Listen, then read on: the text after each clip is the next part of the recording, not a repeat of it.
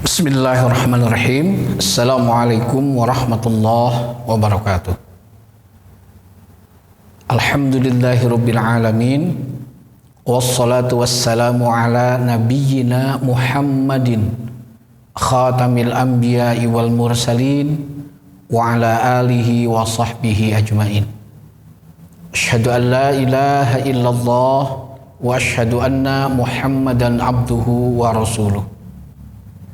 Allahumma salli wa sallim wa barik ala Muhammad wa ala alihi wa ashabihi ajmain wa man tabi'ahu ila yaumiddin. Rabbi shrah li sadri wa yassir li amri wahlul 'uqdatam min lisani yafqahu qawli, amma ba'du. Puji dan syukur kita persembahkan setinggi-tingginya kehadirat Allah Azza wa Jalla atas berbagai macam limpahan nikmat dan karunia-Nya. Pada kesempatan kali ini kita bisa kembali melanjutkan materi pembahasan tentang nahwu shorof. Dan mudah-mudahan saja peluang dan kesempatan yang sangat baik ini bisa kita manfaatkan sebaik-baiknya untuk kembali mengaji dan mengkaji, untuk kembali mempelajari dan mendalami tentang nahwu shorof ini, walaupun ini baru dasar-dasar pengenalannya. Mudah-mudahan senantiasa diberikan kekuatan, diberikan kesehatan, dan juga kemampuan untuk senantiasa terus belajar. Amin ya rabbal alamin. Salawat dan salam mudah-mudahan senantiasa Allah limpahkan kepada Nabi Muhammad SAW, segenap keluarga, para sahabat, dan seluruh umat pengikutnya hingga akhir zaman, dan mudah-mudahan termasuk kita bagian yang ada di dalamnya. Amin ya rabbal alamin. Anak-anakku sekalian yang Bapak banggakan, kelas 7, 8, 9, 10, 11, 12, kita lanjut materi nahwu shorof ini. Namun sebelum melanjut ke materi yang tertunda pada pertemuan yang lalu, insya Allah Bapak akan sedikit mengulas dari materi awal. Yang pertama adalah tentang kalimat. Nah, kalau bahasa Arab berbicara kalimat berarti kita artikan ke dalam bahasa Indonesia itu berarti kata. Dalam bahasa Arab jumlah kalimat atau kata itu 3, tidak lebih daripada itu. Jadi sehingga kalimat itu ada 3. Yang pertama adalah al-ismu, kemudian al-fi'lu, kemudian al-harfu. Nah, jadi ini adalah bentuk kata dalam bahasa Arab. Nah, kita mengartikan masing-masing istilah ini ya dengan istilah yang memudahkan untuk dipahami. Al-ismu berarti kata benda, ya. Ini berarti kata benda. Kemudian al-fi'lu berarti kata kerja. Kemudian al-harfu berarti huruf atau kata sambung. Nah, kita masuk sekarang ke isim. Yang pertama itu al-ismu ya. Nah, al-ismu atau kata benda itu ada beberapa bentuk. Di antaranya adalah kita lihat di sini ya. Ini adalah al atau ismul mufradi. Ismul mufradi itu adalah kata benda bentuk tunggal. Kemudian yang kedua adalah ismul musanna atau ismut tasniyah yang ini nih. Yaitu kata benda bentuk 2 atau jumlahnya benda itu banyaknya itu ada 2. Di sini sudah ada contoh. Umpamanya di sini mislu contoh al-kitabu pakai al. Nah, kalau tidak pakai al awalnya boleh membacanya kitabun. Nah, ini mufrad, kemudian al-qalamu. Al-masjidu. Ini bentuk mufrad, bentuk tunggal. Nah, ini sudah ada penjelasannya. Jadi dari isi mufrad ya, seperti contohnya di situ kitabun atau al-kitabu boleh. Nah, kemudian dirubah ke musanna. Jadi yang pertama itu adalah isi mufrad dulu ya. Ismul mufradi.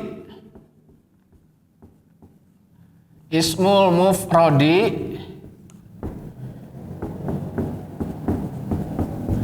itu kata benda bentuk tunggal atau satu. Contohnya seperti kalimat ini, kitabun. Nah, kemudian yang kedua itu adalah ismul musanna atau ismut tasniyah. Boleh. Ismul musanna atau isim tasniyah. Kata benda yang jumlahnya banyaknya itu 2. Ya. Nah, rumusnya kalau kita akan merubah dari isim mufrad ke musanna, seperti di situ juga ada, rumusnya adalah tambahkan alif dan nun atau iya dan nun di akhir. Dari kalimat kitabun yang mufrad ini, jika kita akan berubah ke bentuk musanna atau tasniyah, setelah huruf terakhir, di sini huruf terakhirnya adalah ba. Tambahkan setelah huruf akhir ini alif nun atau ya nun. Maka dari kitabun menjadi kitabani.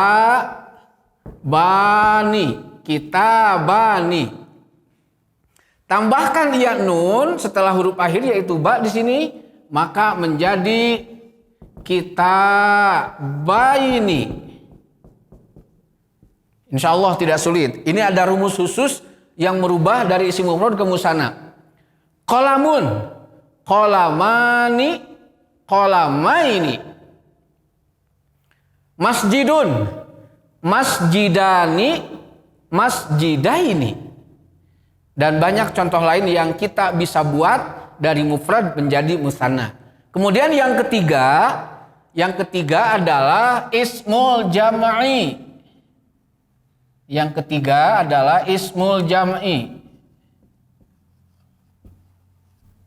Ismul jam'i atau isim jama'.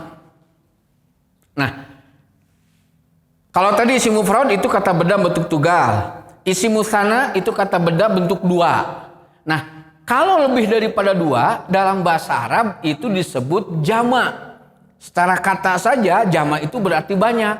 Berarti ismul jam'i adalah kata benda yang menunjukkan banyak kata benda yang jumlahnya lebih dari 2. Itu isim jama'.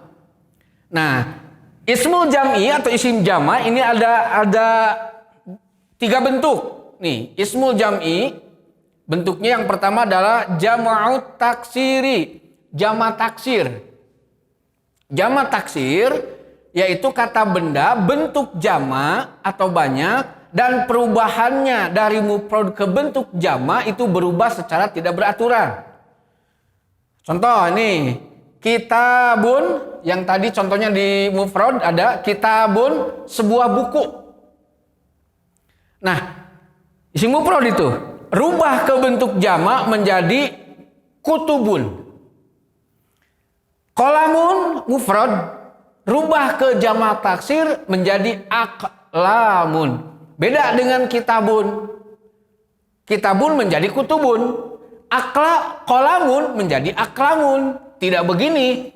Kalau tadi kitabun jadi kutubun, qalamun jadi kulumun. Nah, tidak. Atau contoh lain, masjidun jadi musujudun, tidak. Masjidun menjadi masajidu. Nah, khusus untuk jama' taksir ini, perubahan dari mufrad ke jamaknya atau untuk bentuk jama' taksir ini kita mengikuti bagaimana dari bahasa Arabnya sendiri. Tidak bisa merubah menentukan sendiri. Walaupun nanti insya Allah ada teori khusus ya. Tapi untuk sementara, jadi jama taksir mah kumaha cek ti Arabna. Cek ti Arabna kitu wayahna urang mah kedah nampi. Itu khusus untuk jama taksir. Yang kedua itu nih, yang kedua adalah jama'ul mudzakkharis salimi. Jama' mudzakkar salim. Nah, jama' mudzakkar salim adalah ya perubahan kata benda atau kata benda bentuk jama' untuk muzakkar.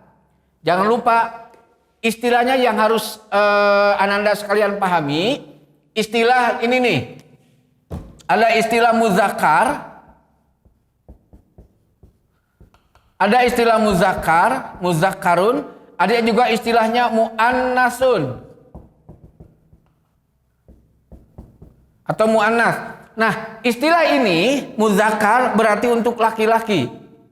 Muannas berarti perempuan. Dalam bahasa Arab tidak bisa bersatu kalimat untuk muzakkar dengan muannas. Demikian juga sebaliknya. Ya. Jadi di sini nih kembali ke sini berarti jamak muzakkar salim ini adalah kata benda bentuk jamak untuk laki-laki. Diistilahkannya dengan jamak muzakkar salim. Rumus khususnya jika akan merubah. Sekali lagi, rumus khusus jika akan merubah dari isim mufrad ke bentuk jamak, rumusnya insya Allah tidak sulit anak-anakku sekalian, yaitu tambahkan waw dan nun atau iya dan nun di ujungnya. Sekali lagi, rumusnya kita akan mencoba membuat jamak muzakkar salim, jamak muzakkar salim dari isim mufrad. Jadi caranya isim mufrad nih. Nah, setelah huruf akhirnya tambahkan alif, waw dan nun atau iya dan nun. Kita lihat contohnya. Muslimun. Nah, ini. Muslimun. Huruf akhirnya mim nih. Huruf akhirnya mim. Tambahkan waw, tambahkan nun. Dari muslimun setelah huruf mim, tambahkan waw dan tambahkan nun. Dari muslimun menjadi muslimun. Tambahkan iya dan nun. Dari muslimun menjadi muslimin. Itu jamak muzakkar salim. Banyak contoh lain kita bisa temukan. Contoh-contoh itu untuk contoh jamak muzakkar salim itu dalam Al-Quran.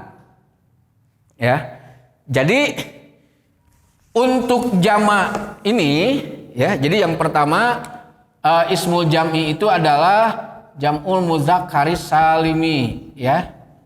Mudzakkaris salimi, jamak muzakkar salim. Jadi rumusnya dari mufrad kita akan merubah, ya. Dari mufrad dirubah ke bentuk jamak, maka rumusnya adalah tambahkan waw dan nun atau iya dan nun di ujung.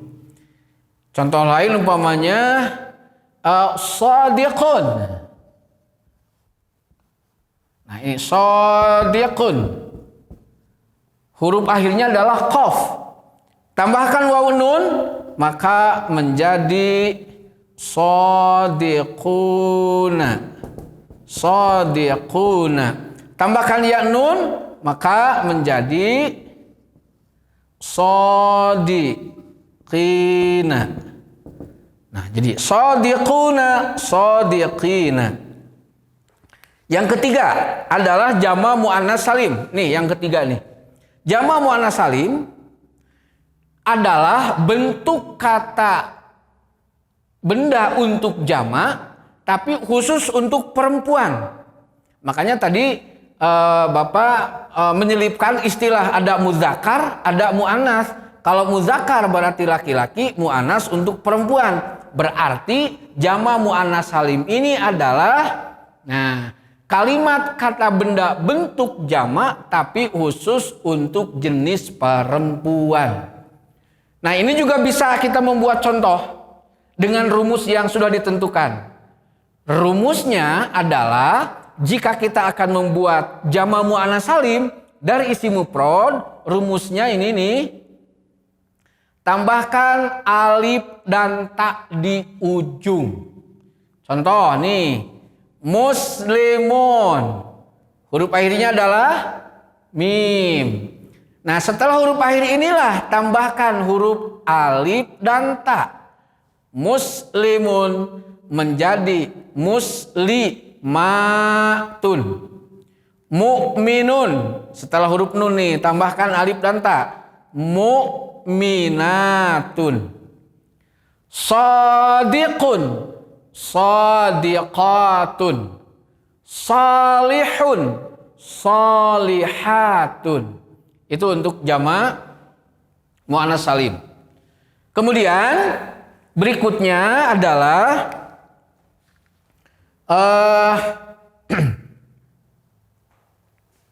tentang isim domir. Isim domir singkatnya adalah kata ganti.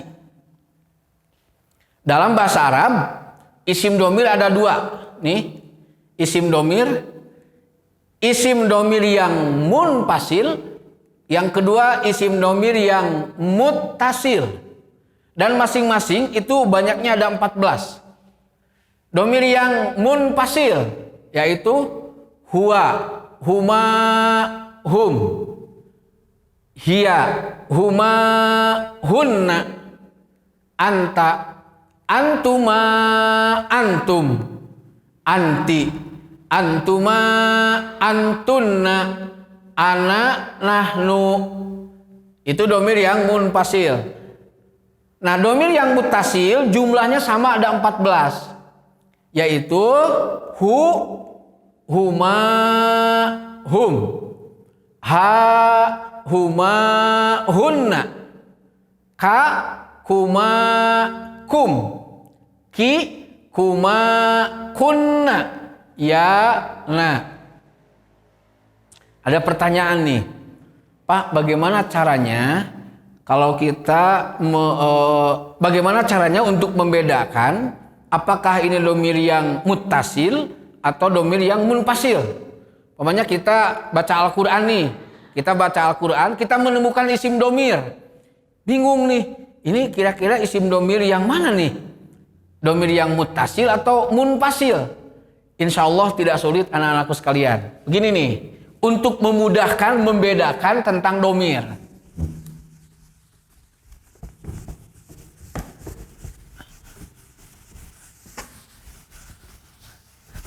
Sebut saja kalimat yang ini itu adalah rumus dari bentuk kata untuk isim domir munfasil dan ini untuk domir yang muttasil.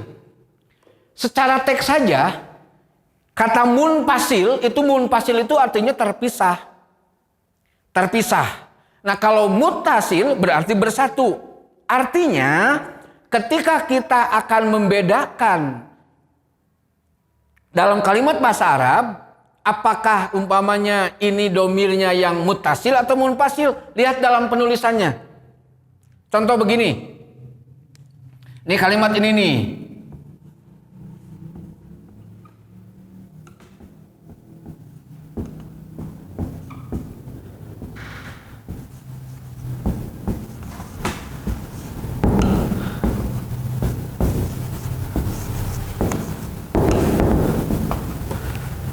Nih, coba lihat.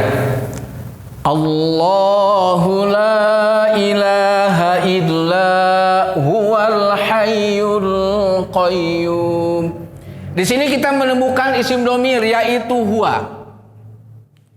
Lihat saja bentuknya, huwa. Huwa ini isim domir. Kira-kira jika kita masuk ke rumus tadi, huwa ini masuk domir yang mana nih? Yang munfasil atau yang muttasil? Kita lihat saja huwa. Oh, ini di sini adanya Berarti domir huwa ini adalah domir munfasil. Contoh lain umpamanya kita menemukan kalimat ini.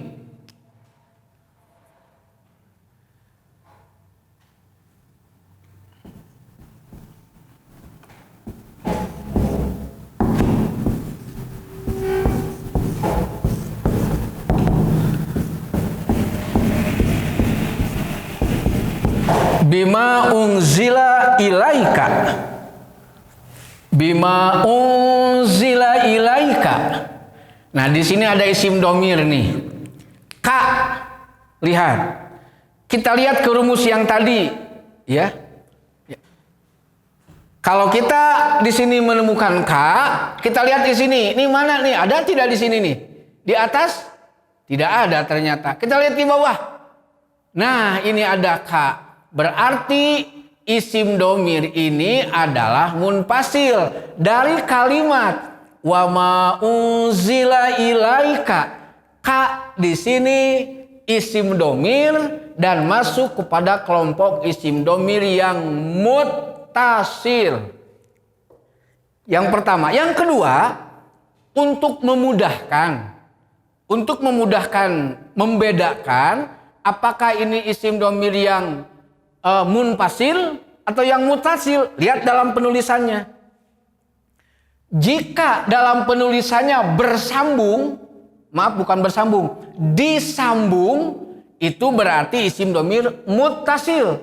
Jika terpisah, ini tidak disambung juga tidak nyambung, terpisah menyendiri, itulah yang munfasil. Contoh lain. Ya, contoh lain yang muttasil ini untuk memudahkan membedakan. Kita menemukan kalimat ini nih, dan ini sering kita baca dalam Al-Qur'an. Kalimat ini alaihim. Him itu isim domir. Tapi lihat penulisannya digabung dengan ala atau alai. Karena digabung dengan alai, maka isim domir ini sudah kita pastikan ini adalah isim domir yang muttasil. Kemudian kita juga menemukan contoh lain umpamanya seperti ini nih. Yang ini nih.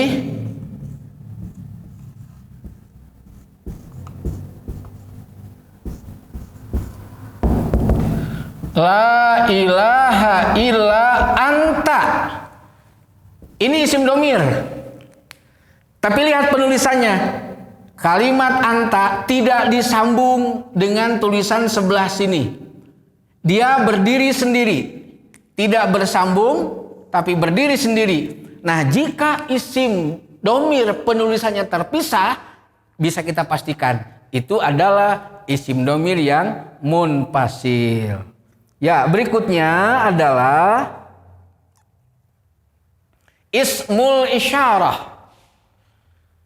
Nah, ini sebetulnya sudah menjadi bahasa kita kadang, walaupun bahasa Arab nih.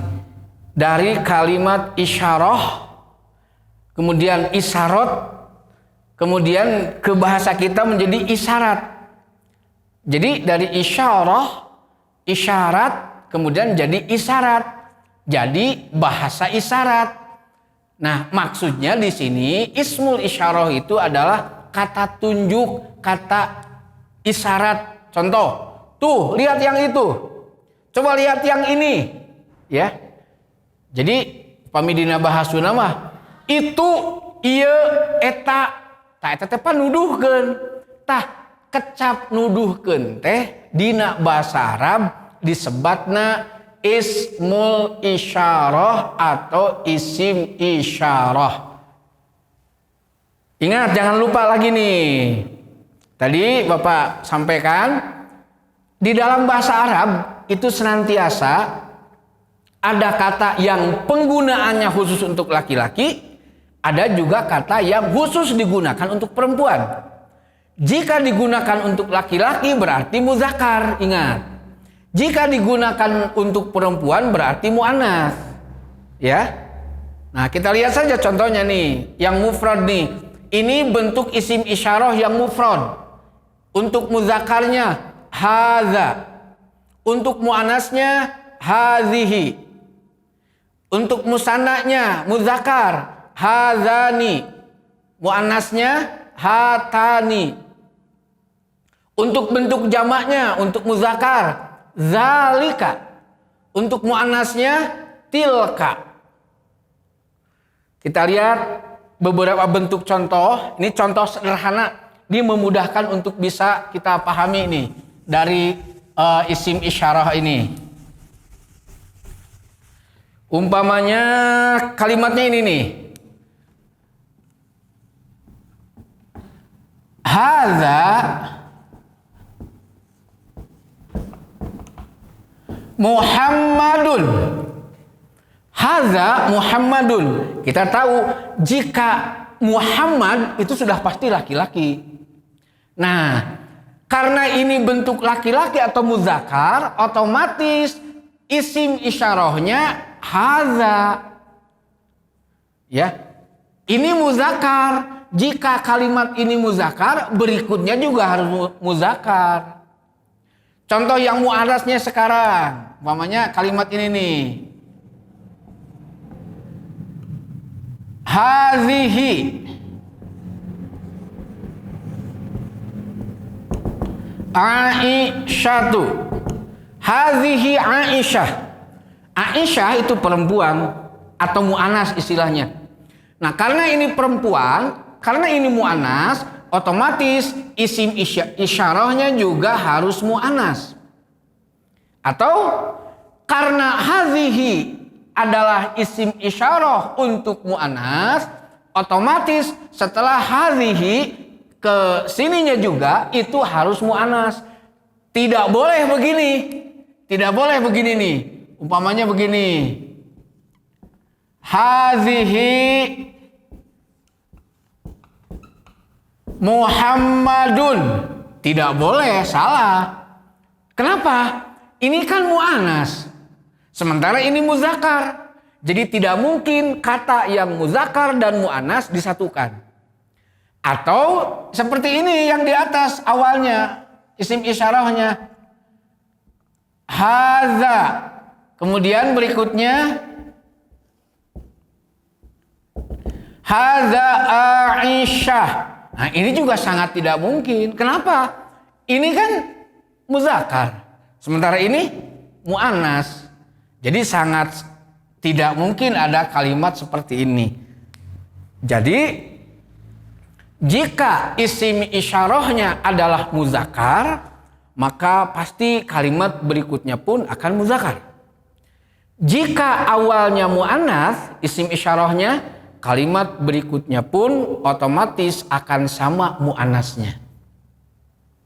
Dalam Al-Quran kita banyak menemukan umpamanya kalimat yang ada di awal-awal surat Al-Baqarah. A'udzubillahi minasyaitonirrajim. Dzalikal kitabu la raib. Nah, lihat. Zalika. Zalika itu isim isyarah. Kita lihat setelah kalimat dalika. Zalika al-kitabu. Nah, zalika muzakkar. Berikutnya al-kitabu muzakkar. Itu sesuai. Contoh kalimat lainnya umpamanya tilka ayatul kitabil mubin. Tilka muannas. Setelah tilka muannas, berikutnya tilka ayatu. Itu muannas. Tepat dan cocok sekali pola ini. Awalnya adalah muannas, kalimat berikutnya pun yang mengikutinya adalah muannas. Itulah keunggulan, kehebatan bahasa Arab. Tidak bisa dicampur antara bentuk A dan bentuk B. Dia harus tersendiri. Jadi tidak bisa berkholwat, tidak bisa campur. Pami istrinya istri, omegat ya omegat, muzakkar ya muzakkar, muannas ya muannas. Itu dalam bahasa Arab seperti itu. Dan ini juga sebetulnya barangkali ayat tersirat bahwa yang namanya laki-laki dan perempuan tuh nggak boleh bersatu jika bukan muhrim. Ya. Kemudian contoh lainnya banyak juga kita menemukan, masih di Al-Baqarah nih. Ulaika ala hudam mir rabbihim. Ulaika muzakkar. Lihat kesananya. Ulaika ala hudam mir rabbihim. Nah, him itu isim domir. Domirnya jamak. Domir yang mana? Itu domir untuk laki-laki. Nah, ulaika awalnya, ternyata dalam rangkaian kalimat berikutnya itu bentuknya bentuk untuk muzakkar. Itu ya anak-anakku sekalian. Jadi kalau nanti ada yang kurang paham, silakan bisa diputar ulang videonya dari pertemuan pertama, kedua, dan berikutnya. Sehingga nanti materinya nyambung. Apalagi nanti masuk ke pembahasan berikutnya itu akan ada kaitannya, sehingga usahakan tidak hanya sebatas paham tapi juga mengerti, dan juga nanti kita bisa membedakan, bisa mempraktekkan terutama nanti dalam Al-Quran. Umpamanya ananda sekalian nih baca satu ayat, umpamanya ya ayyuhan nasu ubudu rabbakumul ladzi khalaqakum alladzi khalaqakum walladzina min qablikum la'allakum tattaqun. Satu ayat, lalu kita rinci dalam ayat tadi mana bentuk isim, mana bentuk fiil, dan juga mana bentuk huruf. Mencoba terus berlatih seperti itu, insya Allah akan ada hasilnya nanti. Yang kedua, selain juga mencoba berlatih seperti itu, coba juga mampu menghafal beberapa bentuk dari isim seperti tadi nih. Pokoknya isim domir, huwa, huma, hum, hiya, huma, hunna, anta, antuma, antum, anti, antuma, antunna, ana, nahnu. Itu yang munfasil. Yang mutasilnya hu, huma, hum, ha, huma, hunna, anta, antuma, maaf, ka, kuma, kum, ki, kuma, kunna, ya, na. Nah itu dari ismul isyarah. Berikutnya adalah ismul mausul. Ismul mausul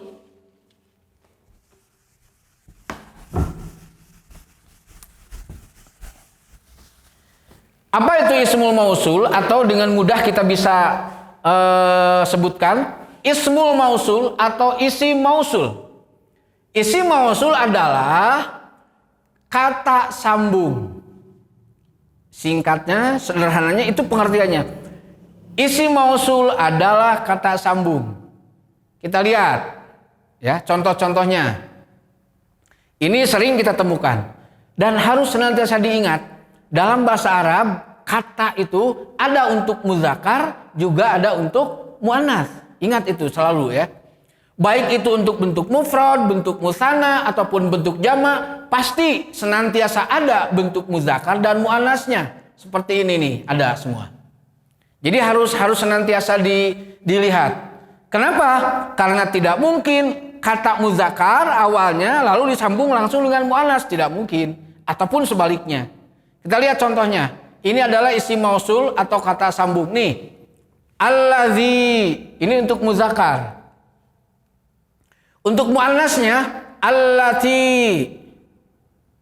Sekarang bentuk dua nih, yang ditambah alif nun atau ya nun. Dari allazi menjadi alladzani. Allati, allatani. Bentuk jamaknya untuk muzakkar dulu nih, jamak untuk muzakkar. Dari allazi menjadi alladzina. Muannasnya dari allati menjadi allati atau allai. Mudah-mudahan bisa dipahami nih. Ini insya Allah, ini kalimat ini yang namanya isim mausul itu sudah akrab dengan kita, sudah sering kita membaca, sudah sering kita menelaah. Apalagi yang setiap hari Ananda punya khusus bacaan Al-Quran secara rutin, apakah setelah maghrib, setelah subuh, ya terus gitu. Ini insya Allah sudah akrab dengan kita kalimat-kalimat ini. Hanya kadang kita belum paham atau mungkin lupa. Oh ternyata kalimat seperti allazi, allati, allazina, oh ternyata namanya isim mausul. Nah kadang kita lupa. Padahal sebetulnya sudah tiap hari kita bertemu, tapi ternyata kadang ketika diminta ini apa namanya, nah kadang kita lupa. Sama dengan keseharian kita dengan sesama manusia. Kadang ada orang yang sering kita bertemu setiap hari, mungkin di sekolah, mungkin di perjalanan, mungkin di pasar atau di mana saja, sering kita bertemu, tapi ternyata kita lupa siapa namanya. Nah, itulah memang manusia, ada sisi kelemahan seperti itu. Jadi ini yang terakhir nih untuk bab isim adalah isim mausul. Kita lihat contohnya dalam Al-Quran.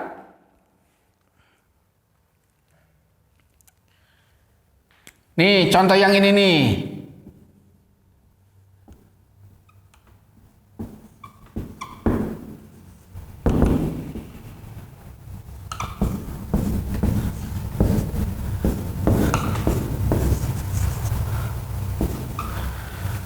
Allahul ladzi la ilaha illahu. Di sini kita menemukan kalimat alladzi. Nah, yang seperti inilah ya yang disebut dengan isim mausul. Contoh lain,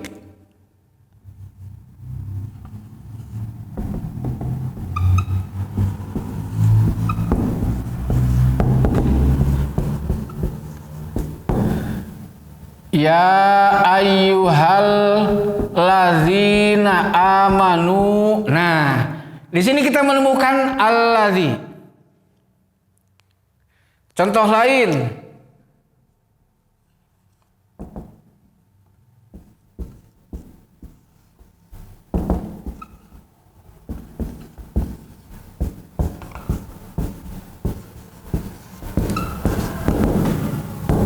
nah, allati tattali'u 'alal afidah. Kita menemukan allati. Nah, kalimat-kalimat seperti ini, allazi, allazina, allati, itulah yang disebut dengan isim mausul. Atau di Al-Baqarah tuh yang paling awal, yang masih awal-awal.